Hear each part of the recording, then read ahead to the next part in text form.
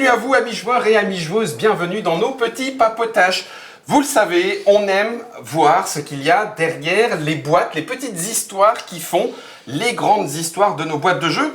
Celle dont il est question aujourd'hui, c'est Gold River, anciennement appelée la fièvre de l'or, mais on va en parler tout de suite, anciennement appelée Piracy, anciennement appelée Boomtown, bref.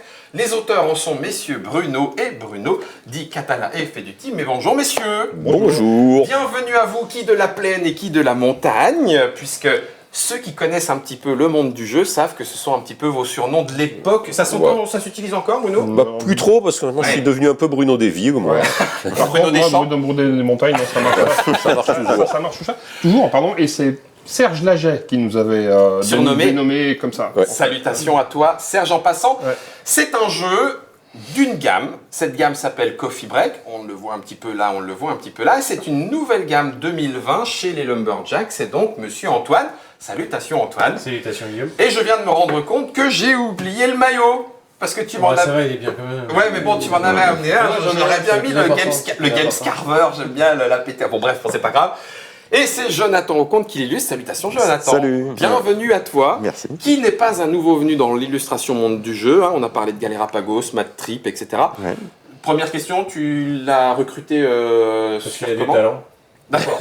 Alors ça c'est parce qu'il y a des C'est caméras. d'un banal. C'est un banal. Ça te fait quoi d'avoir du talent? On va repartir sur l'histoire du jeu puisque non seulement c'est le premier jeu de la gamme, donc c'est une nouvelle gamme qui Oui. démarre 2020, 4 jeux dans cette gamme-là, Coffee En Break, 2020, ouais. 15 par 15, 15 par 15, euros. 15 euros. Merci t-shirt. pour le t-shirt. Merci Florian. Et donc du coup, c'est toi qui as décidé, de lancer la gamme, ou est-ce que ça avait été signé avant de lancer la gamme? Alors, le jeu était signé, il y avait déjà la démarche de vouloir créer une gamme en fait. D'accord, mais c'était pas encore Coffee C'était Break. pas comme ça Coffee Break, c'était VHS à l'époque. Oui, à ce moment-là. Il y avait beaucoup de discussions autour du packaging, puis il y a eu un packaging cylindrique, et là Bruno est arrivé. Ça marche pas. Ça n'a jamais marché. Même la VHS. Ouais, la VHS n'était pas fan. Non. Mais pourtant, il y en avait certains qui étaient fans, et puis après les discussions, ça a beaucoup bougé, et puis c'est arrivé à la gamme Coffee Break. D'accord. Mais il y avait déjà 3 jeux de signés avant que ça devienne Coffee Break. D'accord. Donc l'idée, c'était vraiment de créer une gamme, et une fois que j'avais les jeux, là, il était temps de se poser sur De ce se poser packaging. sur le packaging.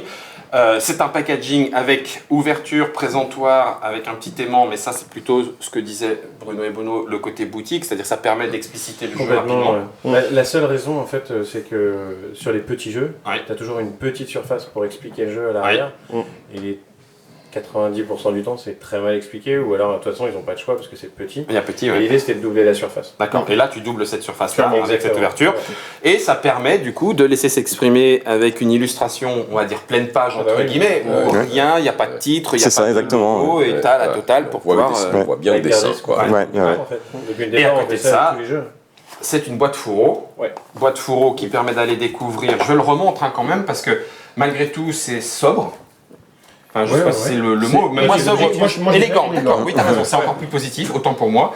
Avec mieux dit. un petit livre de règles et puis le détail des cartes, mais dans le Ouais. petit paravent qui est prévu à cet effet, et une boîte entièrement décorée pour mettre dans Ouais, l'ambiance. c'est ça. Tu parlais de packaging, avant qu'on s'arrête sur le jeu en lui-même, est-ce que c'est parce que, je pose la question à toute la table, mais je commence par toi Antoine, c'est parce que ça devient... Le jeu pourrait être moyen, mais si le packaging est bon, il peut... Je fais exprès d'ailleurs d'enfoncer un petit peu le truc.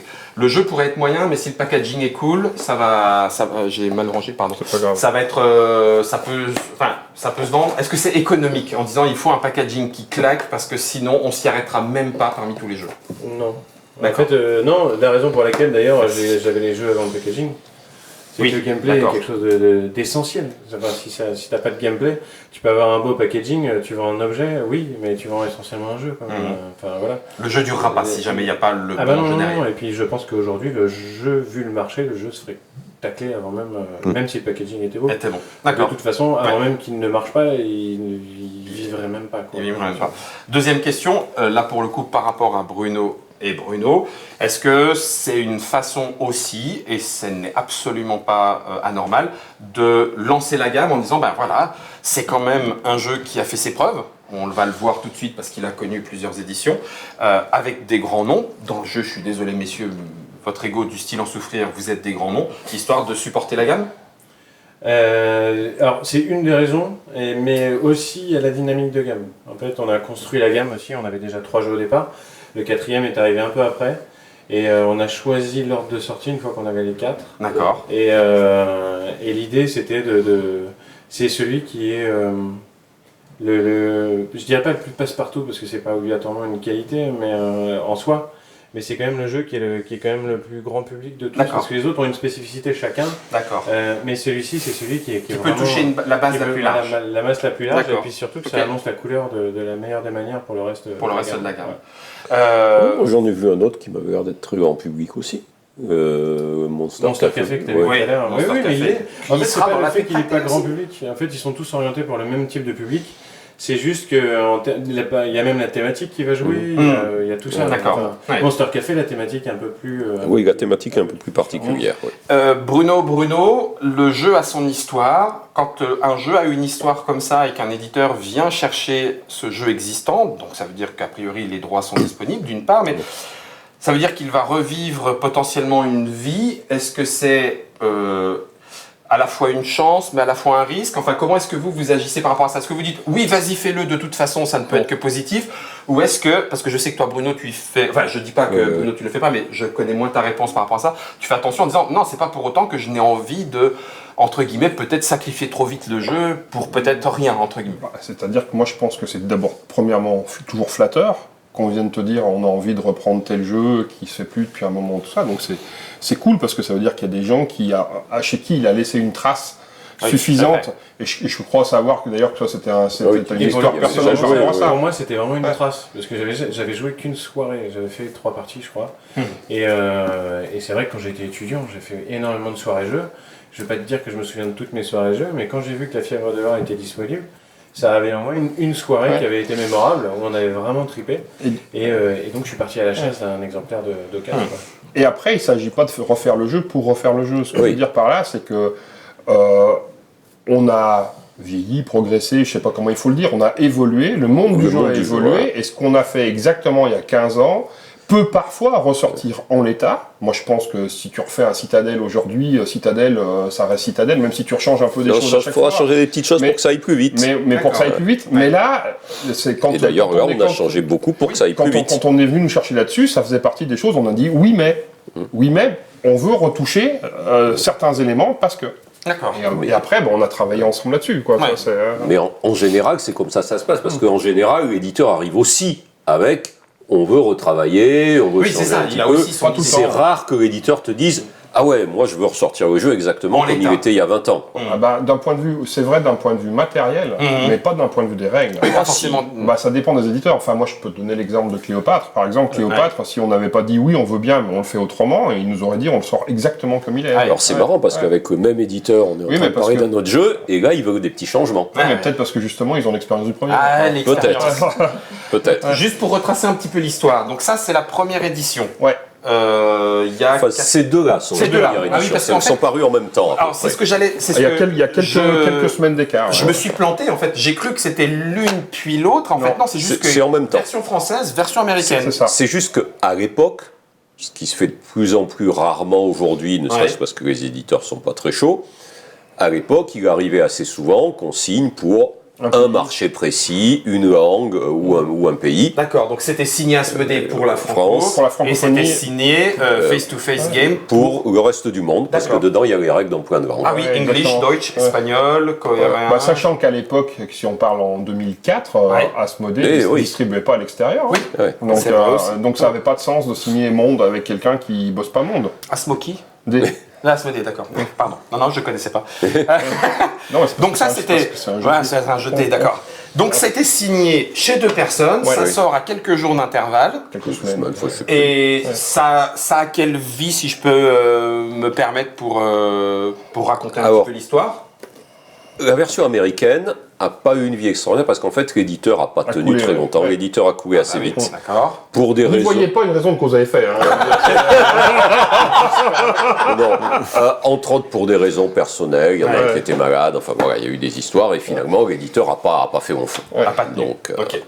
et la Donc, c'est version, celle-là qui marche. celle-là a marché un peu plus longtemps. D'accord. Bah, tant que la gamme a existé, en fait. Ah, Ouais. ouais. Et donc, du coup, au final, la vraie deuxième vie du jeu, c'est celle-là. Piracy, C'est celle-là. qui, elle, est dans quel pays? Ça, c'est en Pologne. Donc, D'accord. c'est Egmont qui est un éditeur polonais Ouais. et qui nous ont contactés un jour en disant tiens, nous on aime bien ce jeu, on le referait bien, mais. On Et va là, changer c'est- la thématique. Voilà. Et c'est eux qui avaient l'idée de changer la thématique et de mettre des pirates. Et donc, Pirachi, bon, voilà, c'est. Vous trouvez comment, vous? Alors Ça moi, marche. Ça marche, mais je trouve que thématiquement, ça marche moins bien. Ouais, je D'accord. suis complètement Ouais. d'accord. Ça Ça- marche, c'est pas un ça- mauvais thème. C'est pas un mauvais thème, en plus les illustrations, je trouve que illustrations sont le très parti belles. graphique, j'aime beaucoup, si Ouais. tu veux. Si on peut le regarder. Mais thématiquement, Thématiquement, c'est moins fort que, ouais, que le Far West avec la rivière et tout ça, où ça tout Tout coule de concorde. source. Ouais, exactement. Tout Ouais. coule de source, bien vu. Parce que là, du coup, tu récupérais des galions et quand tu faisais les valeurs, les galions te rapportent quelque chose. C'est ça, exactement. Alors que C'est t'es censé des- les avoir c'est coulés. logique, Non, mais c'est des bateaux pirates. C'est des bateaux pirates, ils ont réussi leur petite expédition Donc, en fait, en mer. Mais tu voilà. te faisais ta flotte. Tu te C'est faisais ça. ta Et flotte puis de après, le pirates. truc, D'accord. t'avais Ah, ok. tout le retour sur l'île, de Ouais. la tortue, machin. D'accord. Ouais, Voilà. On j'entends. construisait des tavernes comme les Saloons, Ouais, c'est etc. Et ça, c'était quelle année? Alors ça, je dirais. Parce qu'il a eu des prix. Ah oui, non, c'est les prix qu'il a eu en vie d'avant. Ah Ouais, oui, ouais, d'accord, exactement. ok, On j'ai a eu des prix en 2005. Alors, je l'ai marqué l'autre jour sur mon Facebook, mais je me rappelle plus. Il y a marqué 2011 ici. Ouais, 2011, c'est ça. Ouais. 2011. Ok. Ouais. Sur Voilà. Facebook, c'était 2011. En Sur 2011. Facebook, c'était 2011. 2011. Tu Ça as- a marché correctement. Ça a marché correctement et il y a même eu une version numérique parce que le Oui, jeu c'est existait en tablette, hein, tout à fait de celui-là, exactement. D'accord, Ouais, tout à Piracy, fait. Ouais. Pirachi, ok. Ok. Voilà. Et Antoine, du coup, tu les approches et tu les signes quand pour replacer par rapport à maintenant? Il y a un an, Il 2 y ans? a 14 ans, je crois. Et- Oh purée, la vache, il a gestationné longtemps. C'était à Essen 2017. Ouais, d'accord. Essen 2017. Donc 3 ans. Et de je les projet. avais contactés quelques mois auparavant. Ça s'est fait. Ça s'est fait comme ça. Ça a été validé bien avant, mais on voulait signer en direct en Ok. face à face. Jonathan, tu arrives à quel moment? Tu arrives au moment où la gamme est décidée, le format, tu sais que tu vas devoir créer tel type, telle dimension et tout, ou pas encore? Moi, quand tu m'as contacté, tu étais encore en train de réfléchir à la gamme. Entre Essen et Ouais. Cannes. Ouais, D'accord. on réfléchissait Suite à à la la forme que ça allait prendre en fait. Ouais. Il y avait déjà les jeux qui étaient signés et puis l'idée c'était de savoir en fait quelle forme ça allait prendre tout simplement. Donc l'histoire des VHS au début et l'histoire du papier craft aussi. Ah. Et puis en fait finalement ça qui est parti de l'idée d'un packaging à la base. Ouais. Ouais. Ouais. Ok. Et alors du coup, pour que moi je puisse te connaître un petit peu mieux, Ouais. en illustration, tu travailles comment? Ordinateur? Non, tu fais des crowbars à la main? Eh ben, j'essaye. Alors, pour l'instant, j'ai fait entre 10 et 15 jeux. J'essaye de tester des petites choses à chaque fois quand c'est possible, quand l'éditeur veut bien jouer le jeu, quoi. Ouais. Donc, moi, je bosse essentiellement à l'ordinateur. D'accord. Parce qu'en fait, dans le cadre de production comme celle-là, ça Donc s'impose. les artbooks, on peut les balancer Voilà, ainsi mais- que à l'ordinateur. Mais en fait, Qu'il fait après pour tricher, pour dire regardez, Ouais, j'ai ouais. fait des dessins. C'est ça. ouais, en fait, Non, mais vas-y, en fait, vas-y, voir. justement, en fait, On va les montrer, on va les montrer. ouais, On peut. Ouais, attends, bouge pas parce que j'ai mis des petits post-it et tout qui vont bien. Coffee break. Ah, Magic Rabbit, c'est quoi? Ça arrivera peut-être après. On va Ça pas- arrivera après, Ah, d'accord. ouais, Bon, je je vais vais dire regarde ça. le premier Golden D'accord. River là. Ça fait partie de la gamme coiffure, ouais. donc. Ça veut dire que ça, je montre pas. Non, vaut mieux éviter, non. Vas-y. Mais bon, d'accord, ok. Ah, bah Alors, oui. voilà. c'est mignon. Et en fait, Excellent. C'est le brouillon. quand on s'est rencontré avec Antoine, Ouais. ce qui a bien marqué, c'était les croquis, parce qu'en fait, c'est vrai qu'il y a vachement d'énergie en croquis au crayon. Ouais. Et ça, c'est quelque chose qu'on a tendance à perdre en fait quand on finit les illustrations. d'accord. Ça se voit, Ça, je suis on ne peut C'est- plus d'accord. c'est- Le nombre de fois où il y a des jeux où quand j'ai vu arriver des petits crayonnés comme ça, j'ai dit c'est trop génial. super. Et je me dis mais merde, le jeu il aurait été mieux avec les crayonnés. qu'avec Voilà. les Ouais, trucs mais là, ce bien qui est pris fort, qui c'est ont que je sais été pas faits comment t'as après. travaillé parce que ça m'intéresse, Mais mais ça, là, on a l'impression On a une impression de que ça crayonné reste sur du les crayon de autres couleur boîtes. jusqu'à la Voilà. fin. Attends, bouge pas. Et C'est pour ça moi, que j'adore ça, ça c'est ce donne qui est- une impression de crayonné. C'est encore qui est plus fort, magnifique. c'est encore plus fort sur les Ça, cartes. c'est magnifique. moi, je trouve. Ah, Ouais. moi je trouve que c'est sûr. Ouais. Moi je l'aime beaucoup sur celle-là. Ah. Les concessions, on le voit beaucoup. Ouais, ouais. En fait, Mais c'est- mais c'est Ah ouais. quand on j'aime l'a vraiment. travaillé avec Jonathan, Ah, on laisse c'était une Vas-y, grosse Antoine, je question te laisse la parole. à chaque illustration et couleur qui arrivait. En fait, on s'est posé la question à quel niveau on met la jauge crayonnée, parce qu'il pouvait supprimer ou bien sûr, rajouter, etc. Et ça a été des discussions, parce qu'on s'est même appelé longuement pour discuter, etc. Et c'était super important. Moi, j'aime beaucoup le style crayonné. Bon, bah, c'est vrai que ça, c'est quelque chose que je voulais faire depuis longtemps, que je m'étais un peu interdit de faire, parce que c'est vrai qu'il y a un rendu qui peut aussi paraître un peu brouillon. Et ça, c'est vrai que dans la production de jeux, moi, quand je suis arrivé en 2015, c'est vrai qu'il y a quand même un niveau d'illustration qui est quand même très très élevé. Oui, mais qui a tendance à se stéréotyper. Oui, alors c'est ça. Et qui a tendance à être clean et plat. Tu vois, je ne sais pas ce que c'est la boîte qui est derrière là, mais c'est pareil, il y a un côté un petit peu crayonné qui est très joli. Tu vois? Ah non, Cadet qui est très joli. Toi, t'as pas peur, c'est le tien. Ça va. C'est superbe. Je l'ai vu, vous l'avez peut-être pas vu à la caméra, c'est un gros moment. Comme Bruno savait pas que c'était un jeu d'Antoine, il s'est dit oh là, on va se faire démonter en plus. Ça veut dire que c'est un crayonné et que c'est très joli. C'est pour ça la pile de jeu, ça va être bien. Merci Bruno, merci. Super, merci. Je continue. Ouais. Enfin, Camille peut être flatté. Ça, c'est les autres propositions que j'ai fait à Antoine à l'époque, en fait, parce que moi, j'ai rarement qu'une seule idée sur les couvertures. Donc, en fait, j'avais proposé des choses assez... toujours les mêmes protagonistes, mais des compositions différentes. Voilà. Et sachant que le format carré est une contrainte en soi qui n'est pas forcément facile d'un point de vue illustration. Là, j'avais pas le titre, donc ça m'a quand même vachement arrangé, parce que d'habitude, il faut laisser respirer. Donc tu travailles à l'ordinateur. Mais ça, c'est pas à l'ordinateur. Après. Merci Bruno. Après, voilà, c'est ça.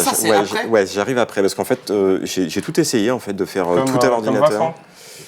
Vincent, oui, c'est vrai qu'il bidouille pas mal. Alors Vincent, il fait tout sur papier, puis après, il recompose sur ordi. Mais il fait la colorisation sur papier, lui. Et il fait la colo sur papier, ouais. Par contre, il réfléchit en amont à comment ça va s'agencer après. C'est impressionnant comme travail, j'adore. Donc, l'avantage du carnet de croquis aussi, à titre purement personnel, c'est que ça me permet aussi de ne pas être devant mon ordinateur pendant au moins quelques heures. Je comprends. Parce que c'est des métiers, on en parlait avec Antoine, c'est des métiers, on passe quand même notre vie devant un écran.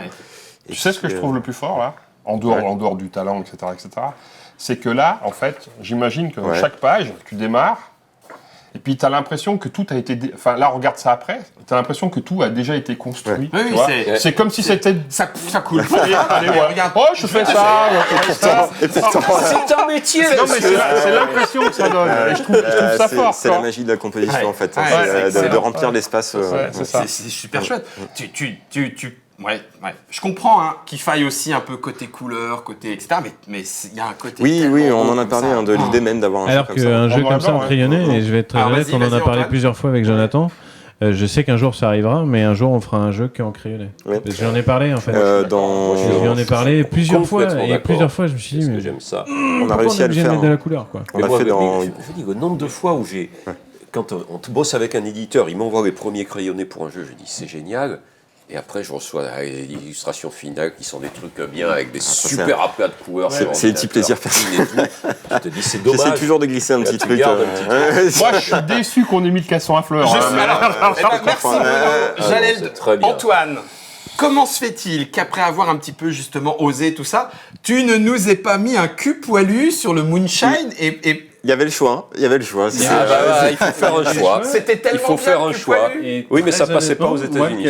Alors peut-être même pas. Moi, je trouve que le casson à fleurs me fait vachement plus marrer. En fait, il y a un côté kitsch, alors que oui, c'est vrai. L'autre, il y a un côté osé. Je suis assez d'accord. C'est très bien. Le casson à fleurs me fait plus marrer que le cul poilu. Moi, si un jour je te chope, en tout cas, tout honneur. Faites ce que vous voulez. Non, mais laissez-moi finir. Si un jour tu me chopes le cul nu. Si un jour tu le chopes le cul nu. Non, mais il faut faire en dédicace. Celle-là, elle est géniale. Ou un goodies. Ah oui, avec une tête d'axolot, un goodies trick-track. C'est un voyou. J'en profite quand même parce que j'en glisse un tout petit mot. Prendre des photos, m'en envoyer quelques-unes. Alors je crois pour illustrer mon site. Si tu veux. Alors attends, juste, je sais qu'on arrive à ça. Ah ouais, c'est ça. Ça c'est des idées de fond de boîte par exemple. Ouais, c'est cool. C'est chouette. Ça c'était drôle. L'idée de faire le verso. Oh, c'est super. Ascendant littéraire. En rentrant dans la mine, en ouvrant la boîte. Ça c'est une bonne idée pour le fond de boîte. C'est super. Ça c'est génial, mais celle-là j'aime bien parce que c'est vraiment au fond. Ça c'est ça qui a été réalisé. Ça avait plus de sens en fait par rapport à ce qu'on voulait. Là je crois qu'il n'y a plus rien. Il n'y a plus rien. Alors si, je m'arrête quand même parce qu'on en parlera plus tard. C'est un autre jeu du... Ça arrive même en juin. En juin 2020. Ça arrive très vite. D'accord. Et le travail est fini totalement. Et c'est toi qui as fait aussi sur Speed Rabbit. Non, pas Magic Magic. Magic. Ok. C'est un jeu de Romaric Gallonier, Julie Dutoit, Cécile, je ne me souviens jamais de son nom. Et il y a même des Ludovic éléphants de Magic Coffee Break sur Facebook. C'est quatre auteurs qui il y a 1 an et demi, ont fait vous savez, il y a un concours de création de jeux en 24 heures au Flip. Ah oui. Donc ils ont gagné ce concours-là. Ils sont revenus l'année dernière avec le jeu plus ou moins finalisé et ils ont regagné en fait le concours de création. Donc, 2 années de suite de concours différents avec le même jeu. Commence à faire. Je reviens un tout petit coupe, peu. Il y a la coupe. Ah, c'est la coupe de Magic. Ah bah oui, là. tiens, bouge pas. Profitons-en. Donc ça sera juin. On en reparlera. Ça, c'est sorti le 5 juin. Ok. Je reviens quand même à la fièvre de l'or. Comment vous prenez le travail avec l'éditeur une fois que l'illustrateur est dans la course? Vous demandez à ce qu'on vous les montre, mais il n'y a pas forcément. Je veux pas qu'il y ait de fâcherie autour de la table. Enfin, j'espère que. Mais non, il n'aura pas. Vas-y, maintenant, c'est intéressant. Vas-y, on en parle maintenant. Là. On en parle maintenant. Ouais. Est-ce que vous demandez un droit de regard ou est-ce que vous demandez carrément un droit de potentiel veto? Ah non, en disant, veto non. Veto non. C'est l'éditeur qui risque ses sous, c'est l'éditeur qui prend les décisions éditoriales. Le graphisme, c'est lui. On apprécie d'être partenaire à ce niveau-là, mais c'est pas plus que ça. Moi, j'apprécie de voir des crayonnés, des dessins, des trucs, de savoir ce qui se passe. J'apprécie qu'on me demande mon avis, mais je donne mon avis, sachant que ça n'est pas moi qui prends les décisions. Et que sachant qu'il le donne, même si on ne lui demande pas de toute façon. Non, mais je rigole, mais... Non, mais on aime bien être partenaire, si tu veux, on aime bien être considéré comme des partenaires. Et deuxièmement, après, moi, le truc, c'est que quand je reçois des visuels, que ce soit pour ce jeu-là ou pour d'autres jeux, je distingue 2 choses. Il y a le j'aime pas, qui est quelque chose de très personnel, et ça, bon, à partir de là, on a chacun le droit d'avoir nos goûts, et j'essaye de pas trop aller là-dessus. Et après, il y a la jouabilité. Bien pour le jeu ou pas. Et la jouabilité, alors là, je pense que c'est nous qui la maîtrisons le plus, puisqu'on a fait toutes les parties, on sait les informations dont on a besoin pour jouer, etc. Et je pense que là, nous, en tant qu'auteurs, on se doit d'être hyper attentifs à ce que la jouabilité soit jamais entachée par le beau. Parce que oui, il faut que ça soit beau, un jeu, mais au premier degré, si c'est magnifique et que mes informations, je dois peiner pour les trouver, et ben ça va rendre le jeu complexe, alors que le contraire existe aussi. Donc du coup, c'est là où il faut trouver un équilibre entre le travail graphique, nos propres goûts et la jouabilité du jeu. Mais après, au-delà de ça, ça va même plus loin que le beau. Il faut que je pense que ça parle aux auteurs. Donc on voit là pour Marshmallow, mine de rien, et je l'ai entendu dire plusieurs fois ce terme-là quand on parlait d'illustration pour des jeux. Il dit, faut que ça me parle parce qu'il faut que je puisse le défendre. Et ça. Mine de rien, au-delà du beau ou du pas beau, qui est au final totalement subjectif, faut que ça parle à l'auteur. Certes, on prend les risques financiers, il y a plusieurs décisions qui incombent à l'éditeur, mais à la base, on ne fait que récupérer un bébé en fait. Et l'idée c'est ça. Et il faut que ça parle aux auteurs. Moi je choisirais jamais un thème d'un jeu si les auteurs ça leur parle pas et qu'ensuite le thème c'est autre chose. Parce que autant je ne mettrai pas mon veto à des illustrations, autant je peux mettre mon veto à un thème. Sur un thème oui, mais sur les illustrations ça reste quand même très important. Et le choix de l'illustrateur pour le coup. Et moi je me souviens de Gold River, quand tu es allé voir à Cannes Jonathan qui était en train de faire des dédicaces. Je ne savais pas trop qui était Jonathan. Non, je ne connaissais pas ton travail. Il ne connaissait pas, donc il dit ok, je te fais confiance. Et puis moi je restais avec ce petit truc et tout, et je t'en avais parlé d'ailleurs à Cannes. Et à un moment, Bruno passe comme ça, il voit notre stand, il s'arrête, il dit au fait je suis allé voir, et ah ouais top, je valide la non, je l'ai vu et par hasard en fait. Ouais, on s'est croisés par hasard, tu m'as montré ton book avec des trucs en couleur dedans, etc. Et là j'ai dit non mais oui, il faut y aller à fond quoi. Ouais, validation. Cet aspect où c'est pareil, c'est super dur à dire, mais c'est pas qu'il va falloir justement faire moins beau, c'est qu'il va falloir prendre en considération un paramètre supplémentaire dans une illustration. C'est-à-dire que je vais faire une illustration, mais je ne vais pas pouvoir la faire, je ne sais pas comment le dire une fois encore, artistiquement comme j'aurais pu le faire s'il n'y avait que ça, parce que je dois prendre en compte d'autres éléments, les éléments de jeu et de gameplay. C'est ça. C'est une contrainte, un challenge. Ça freine pas mal, ouais. C'est-à-dire que dans le processus, il y a effectivement, moi quand je suis contacté au début, j'ai quand même tous les tenants, les aboutissants du jeu, donc je sais à peu près les limites dans lesquelles je peux aller. Et après, c'est vrai que des fois, il y a des choses, pour moi, ça passe nickel. Et puis en fait, on s'aperçoit, une fois qu'on échange, que en fait, non, ça fonctionne pas, c'est pas ceci. Et donc, c'est vrai que des fois, il y a des bonnes idées. Alors moi, je suis assez détaché de ça quand même. Je suis pas... du style à défendre à fond mon truc et tout. Mais c'est vrai que je l'ai décidé, c'est bon, me le fais pas c'est ça, voilà. Fois, donc je suis plutôt généreux en croquis. S'il faut revenir dessus, je reviens dessus dans la mesure du possible, quand le temps le permet et tout ça. Mais c'est vrai que des fois, il y a des trucs, on balance, on se dit c'est génial. Même il y a des moments, j'appelle ça des moments de grâce en dessin. On se dit, ça c'est terrible. Puis en fait, on s'aperçoit derrière que ça va un petit peu partir à la poubelle parce que ça n'ira pas dans le jeu, quoi.